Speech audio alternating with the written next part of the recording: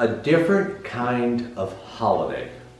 There's no doubt in our minds that 2020 has been a different kind of year, and it's going to be a different kind of holiday. It's different in that we're not gathering together in large groups. We're not having those huge Christmas parties that most people don't even enjoy. But we're doing things differently. We're wearing masks. Everyone's wearing masks. People are getting tested before they go on trips, after they return from trips. Of course, people are shopping online now, way more than going out to the malls. So things are just so different. They're so different. Our world is so different. And as a result, maybe there is a certain amount of frustration with that. There's a certain amount of fatigue and exhaustion with maintaining these guidelines and these rules, the social distance, the mask wearing. Maybe there's a certain amount of anger, and there's a certain amount of grief because some of us through this time have lost loved ones. So there is an emotional impact of the pandemic, and especially during holidays, when we can't engage in activities that we would normally engage in. So how can we adjust and deal with those changes so that the experience is not so negative and not so disappointing for so many of us?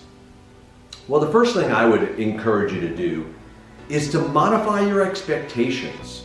Now, I encourage that every holiday season, modify our expectations, because often our expectations are so high. We want the perfect, idyllic Christmas.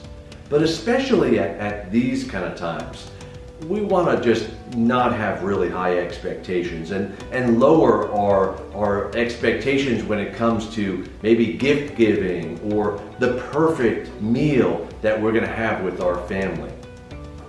The second thing that I would recommend is that you focus on the value of the people that are in your lives, to be grateful and to appreciate what you have instead of what you don't have or what is different about today. Focus on the things that you do have and how grateful you are for that.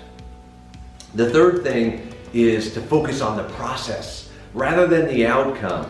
Again, sometimes with the holidays, people are focused on the outcome, maybe that being the perfect gift, or maybe that being the perfect holiday meal, or the perfectly decorated home or Christmas tree. But instead of focusing on the outcome, focus on the process. Well, what does that mean? It means focus on the opportunities that you have to get together with people. Even if it's in smaller numbers, even if it's virtually, but the opportunities of connecting with people, the process of being engaged in conversation, that's what I'm suggesting that you focus on. And if you can, maintain some of the traditions that you've had for years during the holiday season. Bring back those traditions if you haven't been engaged in those for a while. Traditions give us some normalcy to life, and that's really good at a time that is so abnormal. And the last thing I would recommend is remember that your family, your friends, your loved ones, they want your presence over presents. They want you to be present and engaged because that's most important, especially now, especially during these difficult times. So be present, be connected, and enjoy the process, the season,